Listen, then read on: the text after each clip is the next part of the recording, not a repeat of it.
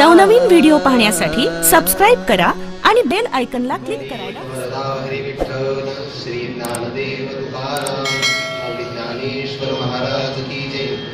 जगद्गुरु तुकाराम महाराज की जय। सद्गुरु जोग महाराज की जय। नमो ज्ञानेश्वरा नमो ज्ञानेश्वरा।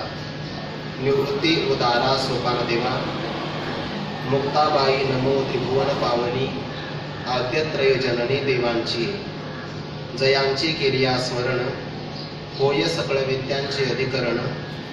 तेची वंदू श्री चरण श्री गुरुचे ते नमस्कार व न्याता।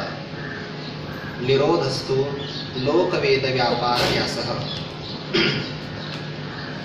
कैवल्य साम्राज्य चक्रवर्ती विश्वमौली ज्ञानोबाराय सकल ब्रह्मनिष्ठ महापुरुष आणि गुरुजनांच्या परम कृपाशीर्वादाने आपण देवर्षी नारदजींच्या भक्तिसूत्राचं चिंतन करत असताना आतापर्यंत जवळपास 7 सूत्रांचा यथामती यथावकाश चिंतनाचा विचार झाल्यानंतर 8व्या सूत्राला आपण आज प्रारंभ करत आहोत। मागील सूत्रामध्ये भक्तीचं स्वरूप, भक्तीची प्रतिज्ञा, तत्संबंधाचा विचार 3 श्लोकामध्ये झाला।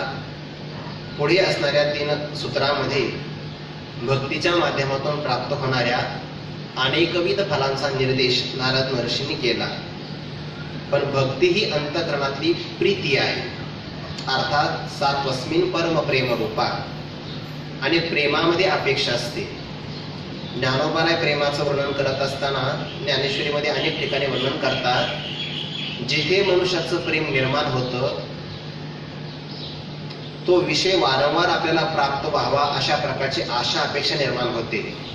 प्रेमाचा प्रकारच असा आहे, तेने काळजीविनही बोलावे, ते देखिले तरी पाहावे, भोगिता चाड दुनावी पर्यंत या ठाई। ऐसी प्रेमाची हे जाती आणि पार्थतवतेची मूर्ती म्हणून करू लाहे खंती उगेपणाची। असं ज्ञानोबाराय 18व्या अध्यायामध्ये चिंतन करतात। प्रेमाचा प्रकारच असा आहे, तेने काळजीविनही बोलावे। ज्याच्यावर आपलं प्रेम असतं त्याने एखाद्या कामा वाचूनही आपल्याला बोलावं असं वाटतं, आणि ज्याच्यावर प्रेम नाही त्याचा आपण फोन घेत नाही। प्रेमाचा प्रकार असा असतो की त्याने कामाशिवाय आपल्याला बोलावं, देखिले तरी पाहावे, त्याचं दर्शनही आपल्याला झालं तर वारंवार तो आपल्या डोळ्यांना पाहण्याचा विषय व्हावा, आणि त्याच्या सहवासाचं सानिध्य जर आपण भोगलं तरीही त्यामध्ये अरुची निर्माण होत नाही। भोगिता चाड दुनावे पर्यंत या ठाई, वारंवार ती इच्छा वाढत जाते। ऐसी प्रेमाची ही जाती, प्रेमाचा प्रकार आहे। आणि विषयांचा विचार केला तर विषयामध्ये आसक्त असणाऱ्या मनुष्याला असं वाटतं ना, वारंवार विषय सेवन करावा। मग विषय सेवनाची सुद्धा आशाच आहे, मनातली इच्छा आहे किंवा कामना आहे। आणि परमप्रेमामध्ये सुद्धा इच्छा किंवा अपेक्षा आहे, फरक काय आहे? कदाचित असा आक्षेप निर्माण होईल तर देवर्षी नारद महर्षी त्या आक्षेपाचं निराकरण 7व्या सूत्रामध्ये करतात। सान कामयमाना निरोध रूपत्वा।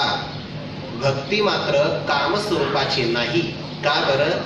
निरोध हे भक्तीचं स्वरूप आहे। निरोध रूपत्वा, निरोध म्हणजे काय? आवरण।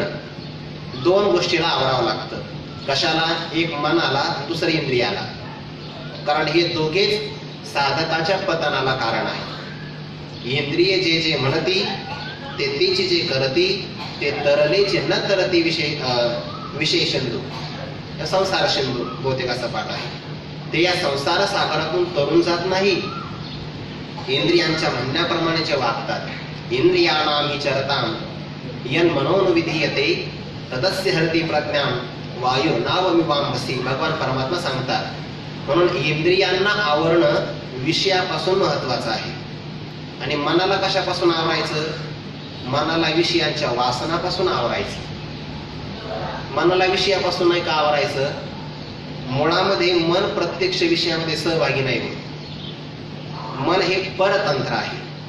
मनाला जर विषयापर्यंत जायचं असेल तर त्याला मध्यंतर इंद्रियांची आवश्यकता लागते। जसं की एखादा औषध शरीरामध्ये जर टाकायचं असेल तर औषध शरीरामध्ये जाऊ शकत नाही, त्याला इंजेक्शनची गरज असते, सुईची गरज असते।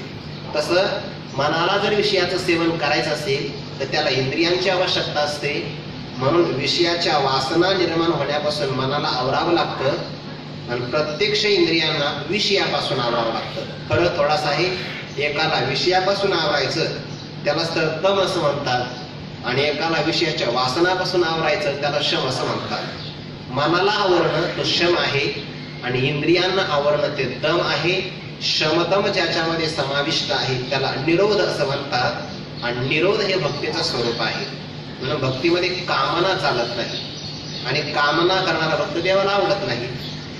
भगवान परमात्मा असं म्हणतात, अर्जुना मला ज्ञानी भक्तासारखा जगात भक्त प्रिय नाही कोणता दुसरा, कारण त्यालाही मी प्रिय आहे आणि मलाही तो प्रिय आहे.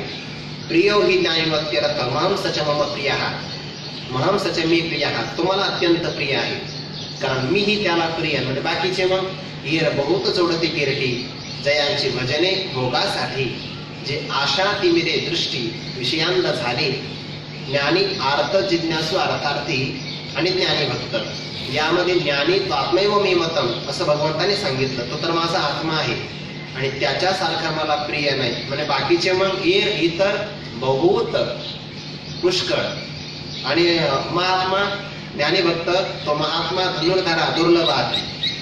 म्हणजे भगवंताचं म्हणणं असं आहे, बहुनाम जन्मनामंती ज्ञानवान माम प्रपद्यते वासुदेव सर्वमिती समहात्मा सुदुर्लभ. नुसता दुर्लभ आहे महात्मा असं नाही सांगितलं, सुदुर्लभ. सु म्हणजे चांगला, दुर्लभ असणाऱ्या गोष्टीमध्ये सुद्धा चांगला दुर्लभ. गीतेमध्ये शब्द येत असताना काही शब्दाला सुशब्द लागलेला आहे बघा, सुविशेषण. नुसता दुराचारी असा नाही, सुदुराचार. इथे सुद्धा सुदुर्लभ हा शब्द आलेला आहे. नुसता दुर्लभ नाही, सुदुर्लभ हा म्हणजे प्राप्त होण्याकरता अत्यंत कठीण आहे महात्मा. भगवंताला सुद्धा असा महात्मा वारंवार भेटत नाही. आणि बाकीचे बहुत जोडती त्यांच्याकरता बहुत शब्द आला.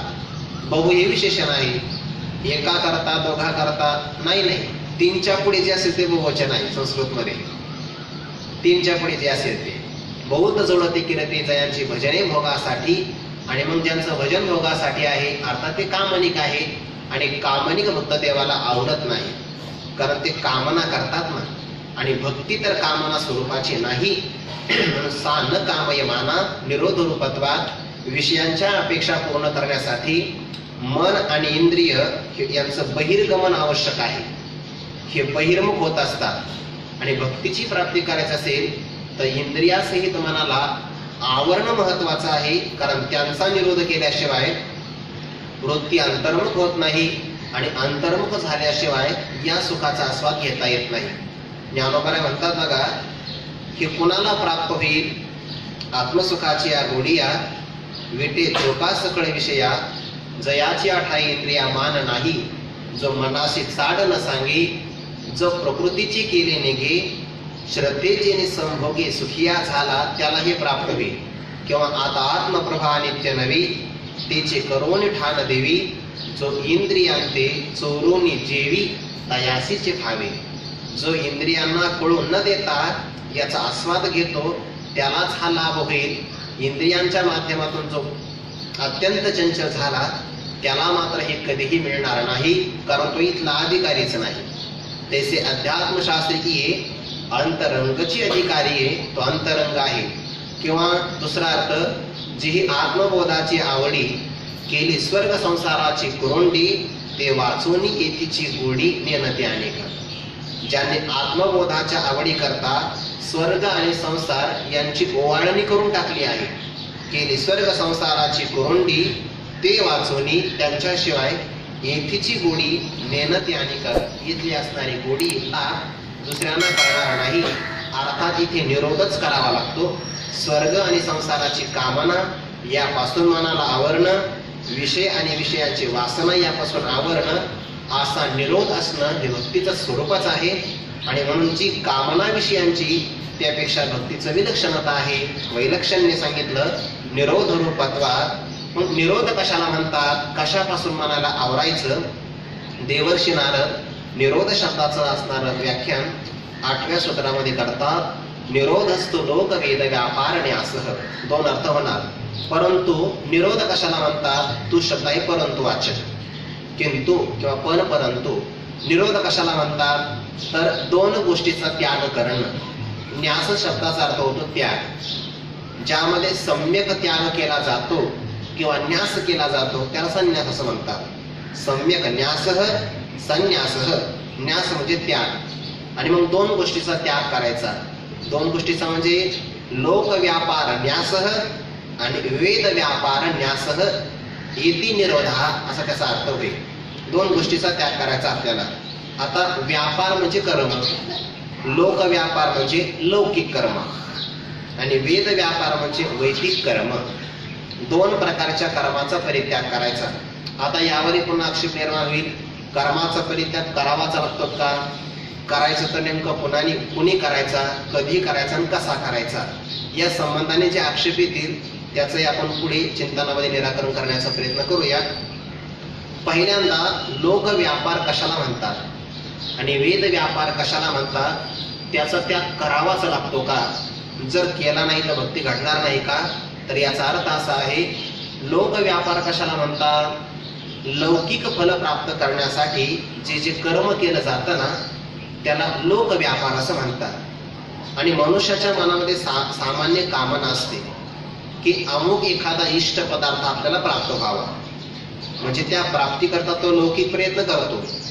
बरे, एखादा अनिष्ट पदार्थ आपल्या जीवनामध्ये जर आला तर त्या अनिष्ट पदार्थांचा परिहार करावा, त्याची निवृत्ती करावी, याकरताही मनुष्य प्रयत्न करतो. म्हणजे तो व्यापार करत असताना, लौकिक व्यापार करत असताना दोन प्रकारच्या अपेक्षा असतात, इष्ट प्राप्ती आणि अनिष्ट निवृत्ती, किंवा त्याला अनिष्ट परिहार असं म्हणतात. आणि मग सगळेजणच प्रयत्न करतात. इष्ट असणारं सुख मिळावं याकरताही सगळे प्रयत्न करतात, आणि अनिष्ट जीवनामध्ये वाटणारं दुःख याकरताही सगळेजण प्रयत्न करतात. पण नेमकं घडतं असं की जेव्हा इष्ट प्राप्त थोडंसं होतं, अनिष्ट निवृत्तही थोडंसं होतं, कायमच होत नाही. निवृत्ती होते पण याला शास्त्रामध्ये आत्यंतिक निवृत्ती होत नाही, लयरूप नावाची निवृत्ती सांगितली आहे. जसं एखाद्या वृक्षाचा आपल्याला नाश करायचा असेल आणि आपण त्या वृक्षावर असणारी कोळी कोळी पालवी जर खुडली आणि मुळाला तसंच ठेवलं तर कितीही जन्म गेला तर त्या वृक्षाचा नाश होणार नाही. ज्ञानोबा म्हणतात वृक्षाचा नाश वरती झाल्यासारखा दिसेल पण दुसरीकडे तो आडव्या अंगाने फाकेल. जैसी वरीवरी पालवी खुडीजे आणि मुळी उदक घालीजे तरी कैसेनी नाश निपजे तया वृक्षा तो उदकाचेनी बळे अधिके जैसा आडवेनी अंगे फाके. आडव्या अंगाने सुटतो म्हणतो. तैसा मानसी विषय भोके रसनाद्वारे, तसं बाकीच्या इंद्रियांना आवरलं, रसनेंद्रियाला आवरलं नाही तर एवढ्या एका इंद्रियांच्याद्वारे बाकीचे सगळे विषय मनामध्ये पुष्ट होतात. मग साधकाच्या जीवनामध्ये संयम जिभेचा फार महत्वाचा आहे. जिभेचा संयम दोन अर्थामध्ये, खाण्यामध्ये आणि बोलण्यामध्ये, दोन्हीमध्ये संयम असला पाहिजे. तर सांगायचा भाव असा की आत्यंतिक निवृत्ती होणं महत्वाची आहे. कारण तसंच आहे आणि वरवर कार्य नष्ट झाल्यासारखं वाटतं, याला लय रूप निवृत्ती असं म्हणतात. किंवा दुसरं उदाहरण दिलं जातं, आपण हजामत करतो, अनुभवच आहे ना, हजामत केल्यानंतर त्या केसांची कायमची निवृत्ती होत नाही, लय रूप निवृत्ती होते. कारण तसंच आहे, थोड्या दिवसांना पुन्हा ते केस वाढतात. तसं जीवनातलं दुःख नष्ट होतं, गेल्यासारखं वाटतं पण कायमचं नाही ना जात, लय रूप निवृत्ती होते. आणि मग जीवाला असं वाटतं की आपण केलेला लौकिक प्रयत्न हा मात्र इष्ट प्राप्त आणि अनिष्ट निवृत्त याच्याकरता समर्थ ठरत नाही. मग तेव्हा तो वैदिक कर्माचा अंगीकार करतो आणि त्याला म्हणतात ना वेद व्यापार.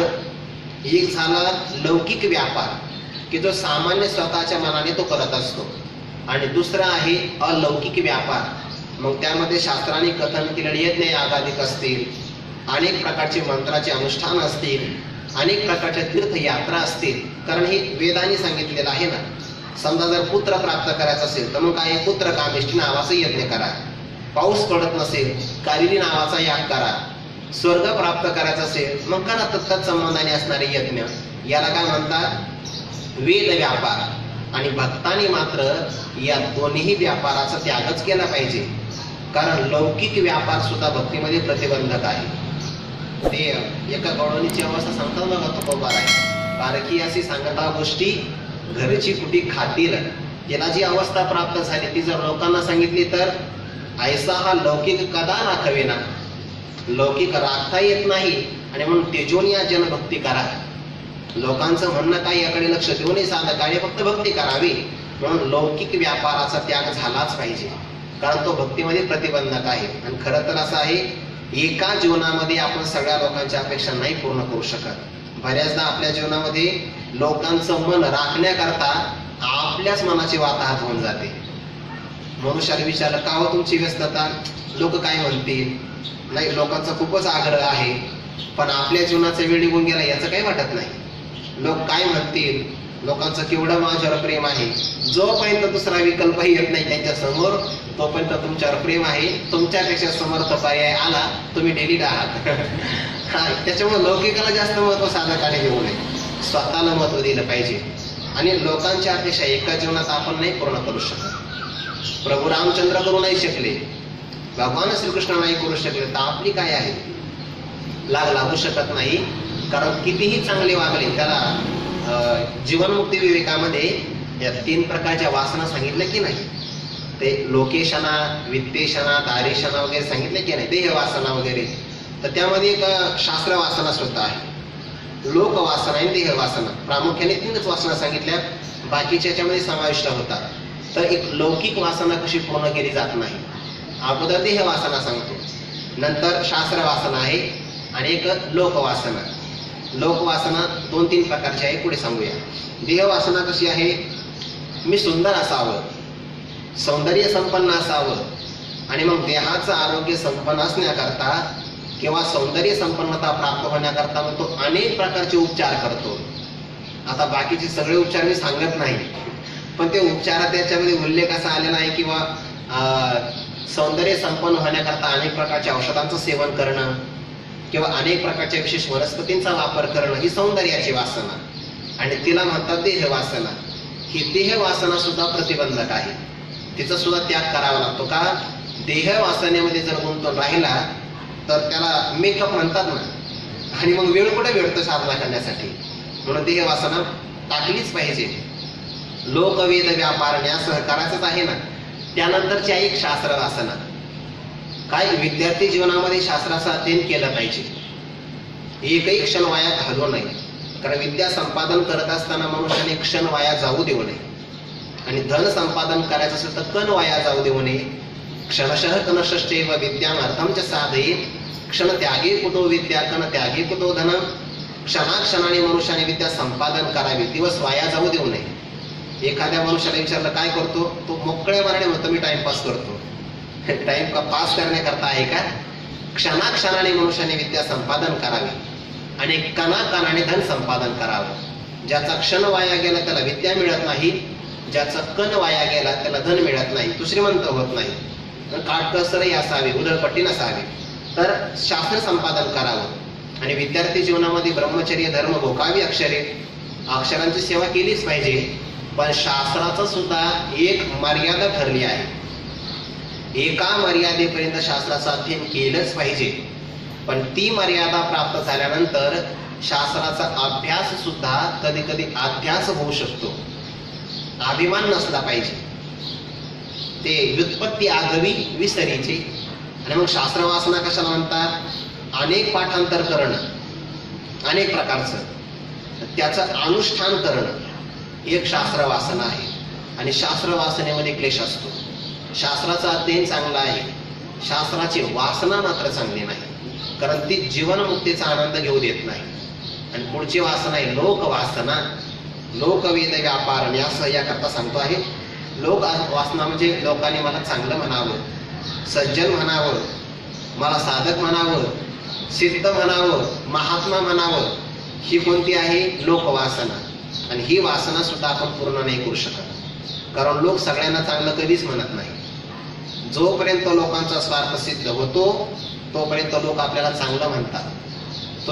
तुम्ही जोपर्यंत लोकांना बोलता तोपर्यंत लोक तुम्हाला नम्र म्हणतात. तुम्ही त्यांना बोलू नका, लोक म्हणतात अभिमानी आहे हा. त्यांचा स्वार्थ झाला ना बाजूला, लोकवासना पूर्ण नाही करता येत. प्रभू रामचंद्रांचं एवढं चरित्र संपन्न असताना सुद्धा मर्यादा पुरुषोत्तम आपण म्हणतो, पण त्यांच्याच राज्यामध्ये त्यांची निंदा झाली की नाही? तेव्हा होत होती, आताही करतात ना लोक. याचा अर्थ लोकवासना पूर्ण नाही होऊ शकत. म्हणून त्या सगळ्या वासना पूर्ती करता आपला वेळ निघून जातो. म्हणूनच लोकवेद व्यापार न्यासह याला निरोध असं म्हणतात. या वासना पूर्ण नाही करता येत. मग काय करावं? या वासनांचा परित्याग करावा, लौकिक व्यापाराचाही परित्याग करावा आणि वैदिक व्यापाराचाही परित्याग करावा. जर असा आक्षेप निर्माण झाला ऐका, तर मग सगळ्याच कर्माचा परित्याग होईल. आणि जर कर्माचा परित्याग झाला तर सृष्टीचं चक्र चालणार नाही. तिसऱ्या अध्यायामध्ये भगवंताने ही सृष्टीचं चक्र जे चालतं, हे चक्र चालत असताना एक महत्वाची परंपरा सांगितली बघा. अर्थात सांगितली ते ब्रह्मदेवाच्या मुखातूनच सांगितली. सहयज्ञा प्रजा सृष्ट्वा पुरो वाच प्रजापतेः अनेन प्रसविष्यत्व मेषवस्तिष्ठ कामधु देवान भावयतानेन देवा भावयन्तुः परस्परं भावयन्त श्रियः परं वाप्स्यत इष्टान् भोगान् हि वो देवा दास्यन्ति यज्ञ भाविताः तैर्दत्तान् पदायोऽप्यो भुङ्क्तेस्तेन एव सः यज्ञशिष्टासेन संतमुच्यन्ते सर्वकिल विषयैः भुञ्जते ते त्वगं पापै पचत्यात्मकारणात् अन्नात् भवन्ति भूतानि पर्जन्यात् अन्नसम्भवः यज्ञात् भवति पर्जन्यो यज्ञकर्मसमुद्भवः कर्म ब्रह्मोद्भवमिति ब्रह्माक्षरसमुद्भवम्. पुढे तस्मात् सर्वगतं ब्रह्म नित्यं यज्ञ प्रतिष्ठितम् एवं प्रवर्तितं चक्रम. हे सगळं चक्र आहे बघा. आता या सगळ्या श्लोकामध्ये चक्र आलेलं आहे म्हणून थोडं वेगात म्हणलो मी, कारण चक्र वेगातच फिरत असतं की नाही. एवं प्रवर्तितम चक्रम. काय चक्र सांगितलं आहे? 2 श्लोकाचा फक्त उच्चार सांगतो. अन्नात भवन्ति भूतानि, अन्नापासून प्राणी निर्माण होतात, बरोबर आहे. पर्जन्यात अन्न संभवः, प्राणी ज्यांच्यापासून निर्माण होतात ते अन्न पावसापासून निर्माण होतं. पुन्हा पर्जन्यात अन्न संभव, यज्ञात भवति पर्जन्यो, यज्ञापासून पाऊस निर्माण होतो. आणि यज्ञ कर्म समुद्भवः, यज्ञ कर्मापासून निर्माण होतो. कर्म वेदापासून निर्माण होतं. तिथं ब्रह्म शब्दाचा अर्थ झाला वेद. कर्म ब्रह्मोद्भवम विद्धी ब्रह्माक्षर समुद्भवम, आणि शब्द ब्रह्म नावाचा वेद परमात्म्यापासून निर्माण होतो. आता परंपरा उलट क्रमाने ऐका. परब्रह्मापासून झाला वेद निर्माण, वेदापासून कर्म, कर्मापासून यज्ञ, यज्ञापासून पाऊस, पावसापासून अन्न, अन्नापासून प्राणी मात्र निर्माण झाले. हे सगळं चक्र आहे. आणि या चक्राला कारण कोणाही कर्म. जर आपण वेद व्यापार न्यास केला किंवा लोक व्यापार न्यास केला तर कर्म बंद पडलं. आणि जर कर्म बंद पडलं तर मग काय झालं की सृष्टीचं असणारं चक्र चालूच राहणार नाही. मग नारद महर्षींचा असा भाव आहे का, वक्त्याचं तात्पर्य घेत असताना त्या शब्दांची भूमिका महत्वाची असते. त्यांना नेमकं काय म्हणायचं आहे, तर या ठिकाणी न्यास शब्दाचा फक्त त्याग असा अर्थ घेऊ नका. न्यास शब्दाचे 2 अर्थ होतात. एक न्यास म्हणजे संपूर्ण त्याग, आणि दुसरा अर्थ होतो न्यास म्हणजे समर्पण. एकामध्ये त्याग आहे म्हणजे कर्म घ्यायचंच नाही, आणि एकामध्ये समर्पण आहे म्हणजे कर्म करायचं पण सम्यक अर्पणही करायचं, घ्यायचं नाही. म्हणून इथं लोकवेद व्यापार न्यासह याचे 2 पद्धतीने अर्थ करायचे. एकाच्या ठिकाणी त्यागही घ्यायचा. मग कोणत्या कर्माचा त्याग करावा, लौकिक किंवा वैदिक? तर ऐका, ज्या ज्या कर्मामध्ये लौकिक असो किंवा वैदिक कामना असेल, जे काम्य कर्म आहे त्याचा परित्याग करावा. काम्यानाम कर्मणाम न्यासम संन्यासम कवयो विदुः सर्व कर्मफल त्यागम प्राहुस्त्यागम विचक्षणाः. अगदी 11व्या अध्यायामध्ये 2ऱ्या श्लोकामध्ये हा विचार आलेला आहे की काम्य कर्माचा परित्याग करणं यालाच न्यास असं म्हणतात. जे स्वार्थपरायण कर्म असेल किंवा ज्या पाठीमागे कामना असेल, अशा लौकिक किंवा वैदिक कर्माचा परिपूर्ण त्यागच करावा. किंवा निषिद्ध कर्म असेल, जरी शास्त्राने सांगितलं असेल तर त्याचा परित्यागच करावा. आणि जे लौकिक कर्म असेल त्याचा सुद्धा परित्याग करावा. म्हणजे 2 कर्माचा परित्याग होईल. संन्यास अर्थ केला तर कोणतं, निषिद्ध कर्म सुद्धा आणि काम्य कर्म सुद्धा यांचा परित्याग करा. आणि आता समर्पण असा अर्थ घेतला तर त्या समर्पण अर्थामध्ये 2-3 कर्माचा समावेश होईल. कोणतं कर्म आहे? एक नित्य कर्म आहे, नैमित्तिक कर्म आहे. नित्य कर्माचं अनुष्ठान करायलाच पाहिजे आणि नैमित्तिक कर्माचं सुद्धा अनुष्ठान केलंच पाहिजे. अनुष्ठान केल्यानंतर जे कर्म निर्माण झालं त्याचा असणारा सगळा भाव अर्पण करून टाकायचा. आणि अर्पणामध्ये त्यागच आहे की नाही? अर्पणामध्ये न्यासच आहे ना. आपण चांगल्या प्रकारे एखादी गोष्ट संपादन करायची. कल्पना करा, आपण धान्य संपादन केलं, धन संपादन केलं, धान्य संपादन केलं तर अन्नदान केलं म्हणजे समर्पण केलं. अन्नदान झाल्यानंतर दक्षिणा दिली म्हणजे धनही समर्पण केलं की नाही? किंवा एखाद्या व्यक्तीने स्वयंपाक तयार केला, सगळे कष्ट घेतले आणि दुसऱ्याला जेव घातलं, समर्पण केलं की नाही? तसं सगळ्या प्रकारचं कर्म करायचं पण ते कर्म भगवंताला अर्पण करणं याला समर्पण असं म्हणतात आणि या समर्पणाला न्यास असं म्हणतात. आपण कर्माचं अनुष्ठान करत असताना जर समर्पण करत असो तर यालाच निरोध असं म्हणतात आणि निरोध ही एक प्रकारची भक्तीच आहे. आता या कर्माच्या फलाची अपेक्षा करायची नाही आणि भगवंताचे भक्त असंच करतात की नाही ते 12व्या अध्यायामध्ये सांगत असताना हेतु सर्वाणी कर्माणी मयी संन्यस्य आला की नाही शब्द मत्पराहा आणिकही जे जे सर्व कायिक वाचिक मानसिक भाव तया मी वाचून धाव आणो ते नाही कर्मेंद्रिय सुखे करीती कर्मे अशेखे आली की नाही. सगळ्या प्रकारची कर्म ते करतात, बरं रडतही करत नाही, सुखी करतात, आनंदाने करतात. कर्मेंद्रिय सुखे करीती कर्मे अशेखे जे का वर्ण विशेखे भागा आली. वर्णाला विशेष करून जी कर्म आपल्या वाट्याला आली ते कर्म करतात. त्या कर्मामध्ये बघा विधी ते पाळीत विधीचं परिपालन करतात आणि समर्पण करतात. निषेधाचा न्यास दोन्ही अर्थ लागतात बघा. निषेधा ते गाळीत इथे न्यास म्हणजे त्याग घ्या आणि विधी ते पाळीत स्वीकार करून समर्पण घ्या. विधी ते पाळीत निषेधा ते गाळीत मज देऊनी दिले की नाही जाळीत कर्म फळे मला देऊन टाकतात म्हणजे भगवंताला अर्पण करतात आणि अर्पण केलं की त्या कर्माची जबाबदारी आपल्यावर राहत नाही. व्यवहारामध्ये सुद्धा ज्ञानोबांनी उदाहरण दिले बघा. अर्पण केलं की जबाबदारी सुटते. उदाहरण दिले विवाहाचं. एखादे असणारे वडील आपल्या मुलीचं संगोपन करतात उपवर होईपर्यंत आणि एकदा तिचा विवाह झाला की एक प्रक्रिया असते कन्यादानाची. त्या कन्याचं दानच करावं लागतं की नाही आणि दान योग्य पात्रालाच करावं तर दानाचं फल मिळत असतं. सुपात्र दानाचे भवेत धनाढ्य. सुपात्र व्यक्तीला दान केलं की मनुष्य श्रीमंत होत असतो. ते कन्या दान आहे आणि दान योग्य व्यक्तीला दिलं पाहिजे.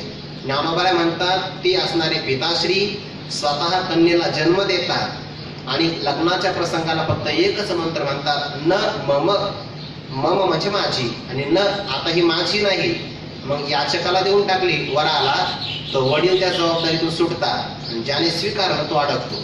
आपणच विवणीत होईता की न मम म्हणे पिता तो सुटे की प्रतिग्रहिता जावाई शिरके तो जावाई त्या बंधनात अडकला जातो असा त्याचा अर्थ. पण तो काय करतो समर्पण करतो. तसं कर्म सगळ्या प्रकारचं करायचं आणि हे कर्म मी केला असा अहंकार ठेवायचा नाही, अर्पण करायचं. त्या समर्पणालाच म्हणतात लोकवेद व्यापार न्यासह मज देवोनी जाळीत कर्म फळे. मग अनेकही जे जे सर्व कायिक वाचिक मानसिक भाव काया वाचा मनातून जेही कर्म निर्माण होईल मी वाचून धाव आणवते नाही. माझ्यापेक्षा पलीकडे त्यांची धाव नाही. सगळ्या प्रकारची कर्म देवाला अर्पण करायचं. नाहीतर आपण कामनेनं प्रेरित झालो किंवा वासनेने प्रेरित होऊन स्वार्थाची कर्म करण्याकरता प्रयत्न केला तर मनुष्याचा जन्मही जाईल पण ही कर्म मात्र पूर्ण होणारच नाही. कारण रजोरागात्मकं विद्धी तृष्णासंग समुद्भवम तन्निबध्नाति कौन्तेय कर्म संगेन देहिनम. मग ते कर्म मनुष्याला इतकं वाढवतं की काही जरी हातात आलं तर ते परिपूर्ण वाटत नाही. तैशी तृष्णा वाढी नलिया मेरूही हाता आलिया तरी म्हणे एखाद्या दारुणा वळगो. तृष्णा जर वाढली आणि सोन्याचा पूर्ण मेरू पर्वत जरी हाताला आला तरी तो म्हणतो नाही नाही अजून एखादा व्यवसाय करूच आपण म्हणजे काही ना काही आपल्याला मिळवता येईल. निवृत्त झाल्यानंतरही प्रवृत्त होतच तो. मेरूही हाता आलिया तरी म्हणे एखाद्या दारुणा वळगो. एखाद्या भयंकर कर्मामध्ये प्रवृत्त हो.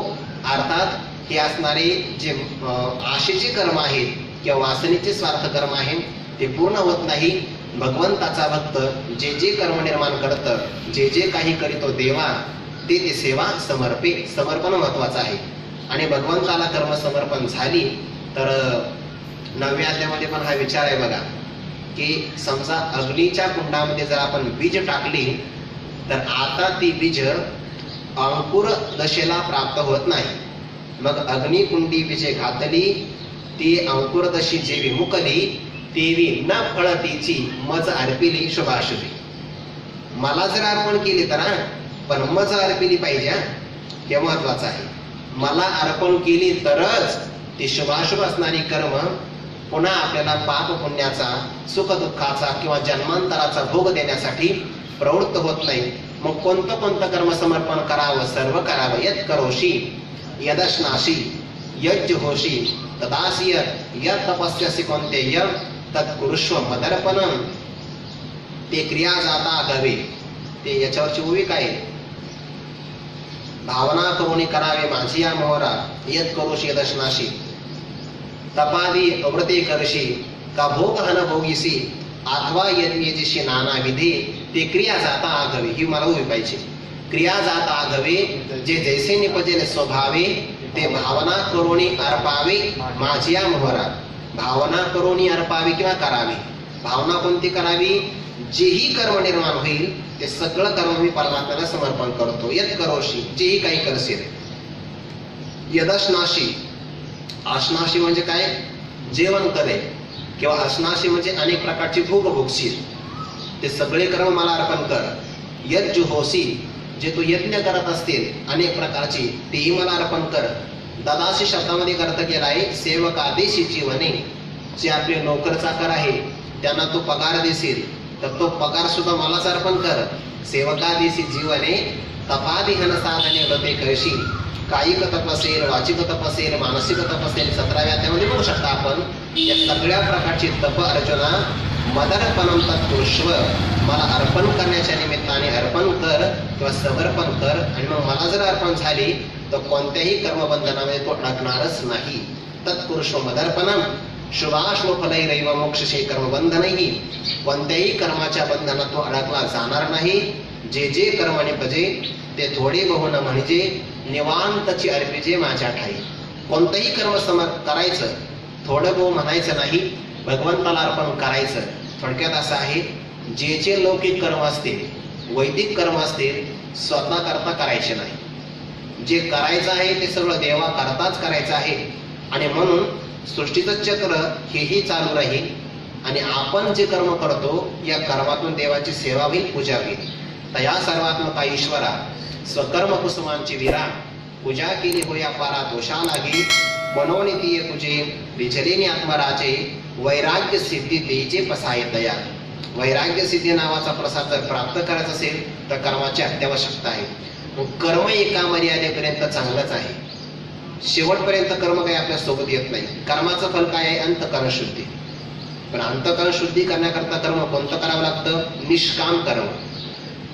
त्या कर्मात कामना नसावी, अर्थात समर्पणच असावं. स्वतः करता ठेवायचं नाही, देऊन टाकायचं. तेव्हा समर्पण असावं लागतं. मनुष्य निष्काम झाला त्या कर्मात की त्याला अंतःकरणाची शुद्धी प्राप्त होते. आणि अंतःकरणाची शुद्धी प्राप्त करून देण्याकरता कोणतंही तीर्थ समर्थ नाही. चांगला ऐका बरं का, ज्ञानोबाचे शब्द आहे. अंतःकरणाची शुद्धी करून देण्याकरता तीर्थ समर्थ नाही, सत्कर्म नावाचं तीर्थ समर्थ आहे.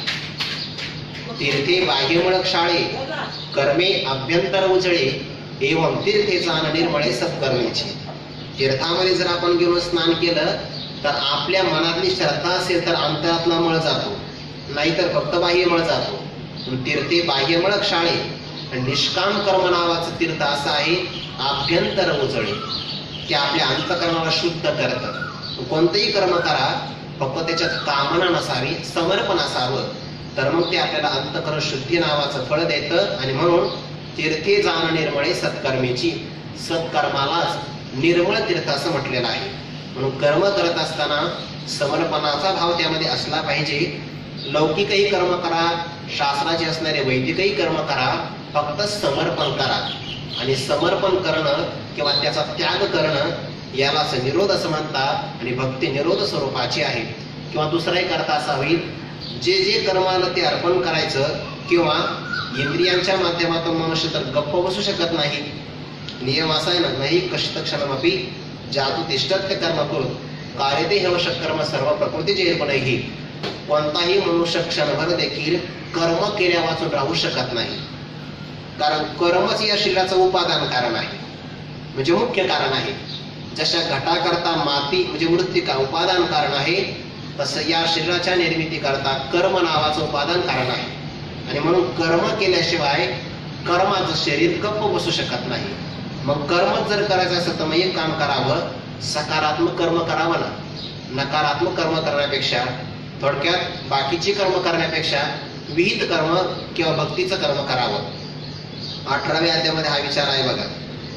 म्हणे एखादा व्यक्ती आहे ज्याची रंतन श्वान मासा त्याची हवी, त्याला कुत्र्याचं मांस शिजवण्याकरता जे श्रम पडतात तेच यज्ञाच्या आहुती करता लागणारं द्रव्य शिजवण्याकरताही करतात. पण काय करावं? त्याने ते यज्ञाचं हविर्दव्य शिजवावं किंवा पाण्याचं घुसळण करायचं, दह्याचंही घुसळण करायचं. ज्याच्यातून लोणी मिळेल ते दह्याचं घुसळण करावं. पाण्यातून काय मिळणार आहे? दधी जळाची या घुसळाना व्यापार सारखीची अर्जुना. किंवा वाळवी तिळा घाणा गाळणे एक. एखाद्या घाण्यामध्ये आपण वाळूचे खडे टाकले त्या घाण्यामध्ये तर फक्त शरम होणार आहे, फार झालं तर घाणाच मिळून जाईल. त्यापेक्षा जर आपण तीळ टाकलं तर त्या तिळामध्ये आपल्याला तेलही प्राप्त होईल आणि पशुच्या करता पेंडीही प्राप्त होईल. मग काय करावं? वाळूचे खडे गाळण्यापेक्षा तीळ गाळावी. पाण्याचं घुसळण करण्यापेक्षा दयाचं घुसळण करावं. तसं अन्य कर्म करण्यापेक्षा भक्तीचं कर्म करावं की जे कर्म आपल्याला फल देणार आहे. आणि मग भक्तीचं कर्म करत असताना सर्व इंद्रियांचा व्यापार फक्त परमात्म्यालाच विषय करणं, यालाच तर भक्ती असं म्हणतात ना. सात्वस्मिन परम प्रेम रूपा, भगवंताला विषय करता आलं पाहिजे. विषय येतो त्यांचा झाला नारायण. ज्ञानोबांच्या ज्ञानेश्वरीमध्ये हाच विषय अनेक प्रकाराने सांगितलेला आहे. 8व्या अध्यायामध्ये सांगत असताना तो अर्जुना काय कर, माझं अनुस्मरण कर आणि युद्ध कर. तस्मात सर्वेषु कालेषु मामनुस्मरत युद्धच. अरे की नाही, सर्व कालामध्ये माझं अनुस्मरणही कर आणि युद्ध नावाचं कर्म सुद्धा कर. भगवंताने कधी सांगितलं नाही भक्तराज अर्जुनाला की अर्जुना तो युद्धाचा त्याग कर. सगळ्या ठिकाणी युद्ध स्व उत्तिष्ठ असंच म्हटलेलं आहे. सर युद्धाकरता तयार हो. भगवंताला काय सांगायचं आहे? मयी सर्वाणी कर्माणी संन्यस्याध्यात्मचेतसा निराशेही निर्मम भूत्वा युद्धस्व विगत ज्वरहा. तो अशा प्रकारचं हो मला कर्म समर्पण कर. तर तिथे सांगत असताना प्रत्येक इंद्रियांचा विषय परमात्म्याला कसं करावं, कारण हे सुद्धा समर्पण आहे ना.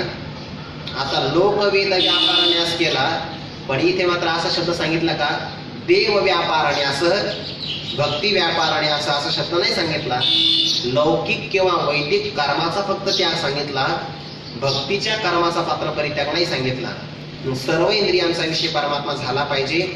डोळा जे देखावे, का कानी हन ऐकावे, मनी जे भावावे, बोलावे वाची, ते आत बाहेरी आगवे, मीची करून घालावे.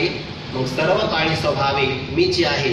किंवा 9व्या अध्यायामध्ये मग मीची डोळा देखीला, जी कानी मीची ऐकेला, मीची मनी भाविला, वाणीला वाचा, सर्वांगी सर्वा ठाई, मीची नमस्कारीला देही, दान पुण्याधिकी जे काही ते माझी याची मोहर. किंवा पुढे जयांची वाचे माझे आला, दृष्टीभोगी माझे चुरूप, जयाचा मन संकल्प माझाची आहे, माझी या कीर्तिवीन, जयांचे रीते नाही श्रवण, जया सर्वांगी भूषण माझी सेवा, जयांचे ज्ञान विशोनेने, जाणीव मज एका त्याची जाणे, जया ऐसे लाभे तरी जिने एरवी मरण. एवढ्या ओव्या का सांगितल्या? विषयाचं पुष्टीकरण होण्यासाठी एवढ्या ओव्या सांगितल्या.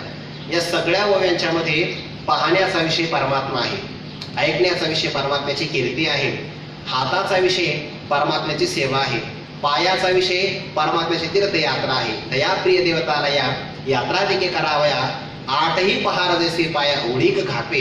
हे सगळे विषय सर्व इंद्रियांचे परमात्मा जर करता आला तर यालाच भक्ती असं म्हणतात. कारण लौकिक वैदिक व्यापारापासून काढून ही सगळी इंद्रिय आपल्याला भगवंताकडे लावावी लागतात. थोडक्यामध्ये लौकिक किंवा वैदिक व्यापाराचा न्यास करणं, तिथून आवरणं, निरोध करणं आणि परमात्म्याकडे त्यांना प्रवृत्त करणं हीच तर भक्ती आहे. नारद महर्षीचं हेच म्हणणं आहे, निरोध असतो लोकवेद व्यापार न्यासह. असाच भाव एक भागवतामध्ये आलेला आहे की आमची असणारी वाणी भगवंताच्या गुणानुकथनात असावी, श्रवण भगवंताची कथा ऐकण्यामध्ये असावी, किंवा आमचे हात भगवंताच्या कर्मात असावे, आमचं असणारं मन भगवंताच्या चरण कमलावर असावं, आमच्या स्मृतीमध्ये भगवंताचे असणारे स्मरण असावं, बुद्धीमध्ये भगवंताचं स्मरण, आणि आमचं असणारं मस्तक सगळ्या जगाचा निवास ज्या ठिकाणी आहे त्या परमात्म्याला प्रणाम करण्यामध्ये नम्रतेनं असावं. आमची दृष्टी भगवंताचे असणारे सगुण विग्रह संत यांच्या दर्शनात असावं. असं एक श्लोकच आलेला आहे. वाणी गुणानुकथने श्रवणो कथायाम हस्तौ च कर्मसु मनस्तव पादयोर्णः. पुढे स्मृत्यां शिरस्तव निवास जगत प्रणामी दृष्टिस्ततां दर्शनेस्तु भवत्तनूनां. हा श्लोक कोणत्या प्रसंगात आला आहे? ते भगवंताने विमलार्जुन यांचा उद्धार केला ना, यमलार्जुन त्यांच्या प्रसंगामध्ये आलेला आहे. गोकुळातला एक प्रसंग सांगतो या संबंधाने. त्यांची प्रार्थना आहे म्हणून तो श्लोकाचा आपण एकदा भगवान परमात्मा ते यशोदा मैयाने सगळे असणाऱ्या दासींना काही कामं सांगितली आणि त्यांना सगळ्यांना कामामध्ये विग्रह केल्यानंतर यशोदा मैया त्या दह्याचं मंथन करू लागली. आता मंथन करण्याकरता कष्ट लागतात आणि मंथनामध्ये हातामध्ये बळ असावं लागतं तर मंथन चांगलं होतं. व्यायाम आहे ना तो एक प्रकारचा. विहिरीतलं पाणी बाहेर काढणं, मंथन करणे हाताचे व्यायाम आहे किंवा हाताचं कर्म आहे. आणि मंथन करत असताना त्या भगवंताच्या अनेक प्रकारच्या लीला त्याला आठवल्या. अंग रोमांचित झालं. अष्ट सात्विक भाव निर्माण झाले. यशोदा मैयाच्या वेणीमध्ये असणारी जी मोगऱ्याची फुलं आहे ते दह्याची क्रिया मंथनाची चालू असल्यामुळे ते फुलं गळून पडले. अंग असं घामाने ओलचिंब झालं. श्रम करत आहे ना. आणि तेवढ्यात भगवान परमात्मा जागी झाले. आता ते तळवेतळ हातात एक डाव्या गुडघ्याने रांगत परमात्मा रांगत आला किंवा चालत आला. बराच मोठा झाला असेल कारण उखळ बांधलेलं होतं ना. मोठा झाला परमात्मा आला आणि यशोदा मैयाला सांगितलं मला स्तनपान करायचं. यशोदा मैयाने त्याला स्तनपान करवलं आणि त्याच्या मुखाचं अवलोकन केलं. आता ज्याच्या मुखाचं अवलोकन करत असताना पाहिली यावी दलावी बैसे जीवी जडवणी जो सर्वांना आकर्षित करतो, राक्षस असेल किंवा कुणी असेल. पुतना सुद्धा भगवंताचा चेहरा पाहिल्यानंतर सुरुवातीला आकर्षित झाली होती. विसरूनच गेली की मी याला मारण्याकरता आली आहे. पण प्रारब्ध बलवान तिला आठवलं की याला विषपान करायचं आहे म्हणून पुन्हा ते संवाद झाला तर भाग सोडून द्या. यशोदा मैयाने प्रेमाने अवलोकन केलं, विसरूनच गेली. पण तेवढ्यात नेमकं असं झालं की चुलीवर ठेवलेलं दुधाचं जे काही घट आहे, डेरा आहे, तो तापल्यामुळे ते दूध उतू गेलं आणि दूध उतू जाण्याचा प्रसंग आला की थोडस त्याचा वास येतो. यशोदा मैयाने अत्यंत वेगामध्ये ताबडतोब भगवंताला खाली ठेवलं आणि दुधाकडे धावत गेली. भगवंताला राग आला. काय प्रेम आहे म्हणे यांचं माझ्यावर. आतापर्यंत पूर्वजन्मामध्ये मी पुत्र रूपाने प्राप्त व्हावा साधना केली. आता पुत्र रूपाने प्राप्त झालो तर दुधावर प्रेम. चुलीत गेल्या दुधावर प्रेम. आग लागो दुधाला, दूध जाऊ द्या चुलीमध्ये. भगवंताला रागच आला तेवढा. तिथे दह्याचा डेरा भगवंताने पडून टाकला. सगळं दूध अस्ताव्यस्त केलं आणि भगवंत गेले पळून. यशोदेने येऊन पाहिलं बहुतेक हा आपल्या छकुल्याचाच पराक्रम आहे सगळा. थोडस हसूही आलं की यालाही राग येतोय. आता थोडस हसूही आलं यशोदे मैयाला आणि पाहिलं नेमकं हा गेला तरी कुठे. भगवंताने एका ओखळाला पालथं ठेवलं. त्याच्यावर परमात्मा उभा राहिला आणि घरामध्ये तयार केलेलं लोणी हे तो वानरांना देऊ लागला खिडकीतून. भगवंत ऋण कोणाचं ठेवत नाही. वानरांना का देतो? याने मागच्या अवतारामध्ये आपल्याला फार मोठी मदत केली आहे त्रेतायुगामध्ये. हे होते म्हणून तर आपण रावणाचा पराभव केला.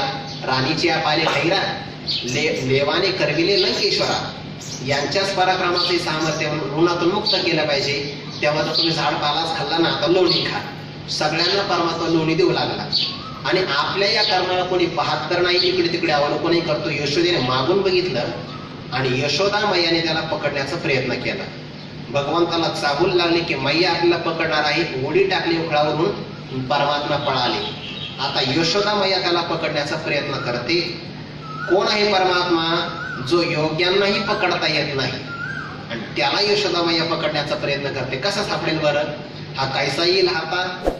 कोणाच्या हाताला हा येणार आहे परमात्मा? कोणाच्याच नाही. भगवंत काही सापडत नाही. का सापडत नाही? यशोदा मैयाच्या मनात अभिमान असा होता की मी याला पकडू शकते. मी पण आला ना, मी याला पकडू शकते. भगवंताने सांगितलं जोपर्यंत मी पण आहे तोपर्यंत मी पकडला जात नाही. आता यशोदा मैया थकली, घामाघूम झाली आणि थकल्यानंतर अभिमान गेला. अभिमान गेल्याबरोबर भगवंत जवळ आला आणि पकडला गेला. अभिमान गेला की परमात्मा जवळच असतो, फक्त अभिमान गेला पाहिजे. आता यशोदा मैयाने त्याला पकडलं. हातामध्ये छडी होती. मारावंसं वाटलं नाही तिने. मारावया तिने उगारलेली काठी खरंच आहे, पण आता नाही मारायचं. पकडला गेला की नाही. पण याची असणारी ही वृत्ती, हिचं हनन व्हावं याकरता त्याला जर्म बसला पाहिजे. लहान मुलांच्या खोड्या लहानपणीच आटोपल्या पाहिजे, नाहीतर त्या मोठ्या झाल्या तर मग ते पराक्रम होतात. ते खोडी होत नाही. म्हणून याला काहीतरी भीती वाटली पाहिजे, जरब बसली पाहिजे. याला बांधून टाकायचं म्हणून ज्या उखळावर परमात्मा उभा राहिला त्या उखळाला बाहेर आणलं आणि त्या उखळालाच परमात्म्याला बांधायचं, दिवसभर शिक्षा करायची असं यशोदा मैयाने ठरवलं. आता ते उखळ म्हणजे कसं असतं? डेरेदार भाग असतो त्याचा दोन्ही बाजूला. त्या उखळ शब्दाचा अर्थ फार गोड आहे. ऊ आणि खळ. खळ म्हणजे खल, खल म्हणजे दुष्ट. ज्याच्यातून दुष्ट प्रवृत्तीचं उच्चाटन झालं त्याला म्हणतात उखळ. कारण त्याला सान्निध्य परमात्म्याचं प्राप्त झालं की नाही, आता उखळ, त्याला उखळ म्हणतो आपण. खळ म्हणजे दुष्ट भाव, दुष्ट भावाचं उच्चाटन ज्याने केलं, कारण तो रिकाम आहे उखळ, त्याच्यात राहत नाही बघा काही, त्याला असं उखळ असं म्हणतात. ठेवत नाही तो काही, इकडून टाका दुसरीकडून बाहेर, मनात त्याच्या काही राहत नाही. परमात्म्याने त्याला बांधण्याचा प्रयत्न केला, यशोदामायाने दोरी आणली. आता दोरी आणून बांधण्याचा प्रयत्न करू लागली, 2 बोटं कमी पडली. ते भक्ती चिंतनामध्ये असं चिंतन केलंय, आता वेळ होतोय थोडासा पुढे, पण त्याला आता आवडत नाही. बांधायचं नाही भगवंताला आपल्याला, कसं समजून देता येईल तसं. 2 बोटं कमी पडली. 2 बोटच का कमी पडली? यशोदेला अभिमान होता मी याला बांधू शकते, आणि भक्ताला अभिमान झाला की देवही अभिमान धारण करतो की मी कोणाला बांधू देत नाही, म्हणून 2च बोटं कमी पडली, एक यशोदामय्याकडून एक देवाकडून. जेव्हा यशोदा अभिमान विवर्जित झाली तेव्हा परमात्मा बांधला गेला, कारण 1 बोटाचं अंतर त्यांनी कमी केलं, भगवंतांनी स्वतःला आवरून ठेवलं, 2 बोटाचं अंतर कमी झालं. यशोदामय्या बांधते, दोरीमध्ये परमात्मा काही बांधला जात नाही. दुसरी दोरी आणली, एका दोरीची दुसऱ्या दोरीला गाठ दिली, बांधण्याचा प्रयत्न केला, आता मात्र बांधला जाईना. का बरं? कारण परमात्मा गाठीने बांधला जात नाही. मग ती दोरीची असो किंवा मनातली असो, मनात गाठ असो किंवा दोरीची असो, परमात्मा बांधला जात नाही. शेवटी अभिमान विवर्जित झाल्याबरोबर भगवंताने स्वतःला बांधून घेतलं. यशोदामाई आपल्या कामामध्ये मग्न झाली आणि भगवंताने त्या असणाऱ्या उखळाला सांगितलं, आता इथे किती वेळ थांबायचं, चला आपण गोकुळातून फेरफटका मारून येऊ. भगवंत अंगणामध्ये त्या उखळाला घेऊन आले. आल्याबरोबर त्या 2 वृक्षांच्या मधून गेले. ते कुबेराचे पुत्र आहेत. उन्मत्त झाले आणि देवर्षी आल्यानंतर सुद्धा ते स्नान करू लागले विवस्त्र होऊन. देवर्षीने त्यांना शाप दिला की श्रीमंत माणूस आहे ना, जोपर्यंत दरिद्री होत नाही तोपर्यंत यांचा अभिमान जाणार नाही. कारण दरिद्रीच मनुष्य सगळ्यांना आपल्यासारखं पाहत असतो. श्रीमंत माणसं आकाशातच चालतात ना, त्यांचा अभिमान केला पाहिजे. याकरता त्यांना नारदजीने शाप दिला, आणि तो शाप सुद्धा अनुग्रहाचा आहे. देवांची 100 वर्ष झाल्यानंतर तुमचा उद्धार परमात्मा करतील, आणि नेमके तेच वृक्ष रूपाला प्राप्त झाले. आज वट पौर्णिमा आहे ना, बरोबर वृक्षाचा विषय आला बघा. वटाचा विषय आहे ना, वट पौर्णिमा वट आले बघा, त्या वृक्षाचा विषय, वृक्ष महत्वाचाच आहे. मग त्या 2 वृक्षांच्या मधून भगवंत गेले आणि ते उखळ अडकलं. भगवंताने सांगितलं, नाही नाही तुला नाही अडकू देणार. अरे तुझं माझ्याशी लग्न लागलंय, आता लग्न म्हणजे ऐक्य झालं की नाही, बांधला गेला तो माझ्याशी, आणि जो माझ्याशी बांधला गेला त्याला मी अडकू देत नसतो, त्याला मी संसारातून ओढत असतो बाजूला. भगवंताने तो एक झटका मारला, कमरेला बांधलेलं होतं, ते 2 वृक्ष कडाड आवाज करून जमीर कोसळले. त्याच्यातून ते मणिग्रीव नलकुबेर हे दोघे मुक्त झाले, आणि त्यांनी भगवंताला प्रार्थना केली, परमात्मा आमची वाणी तव गुणानुकथने, तुमच्या गुणकथनामध्ये आमची वाणी लागावी. आमचे असणारे श्रवणव कथायाम, तुमच्या कथेमध्ये आमचे श्रवण लागावे. आमच्या हस्तौच कर्मसु, हातातून कर्म घडावं. मनः तव पादयोर्णः, आमचं मन तुमच्या चरणाशी असावं. स्मृत्यां शिरस, आमच्या असणाऱ्या मस्तकामध्ये तुमची स्मृती असावी. निवास जगत प्रणामे शिरः तव, तुमच्यामध्ये सगळं जगत निवास करतं, त्यात तुम्हाला नमस्कार करत आमचं शिर नम्र व्हावं. आणि आमची दृष्टी सताम, जे संत महात्मे आहे की जे आपले तनू आपले विग्रह आहे त्यांच्या दर्शनात आमची दृष्टी असावी. आमच्या सगळ्या इंद्रियांचा व्यापार असा व्हावा, यालाच म्हणतात विरोध असतो लोकवेद व्यापार न्यासह. आणखीन काही सूत्राचा विचार आहे तो आपण उद्या करूया.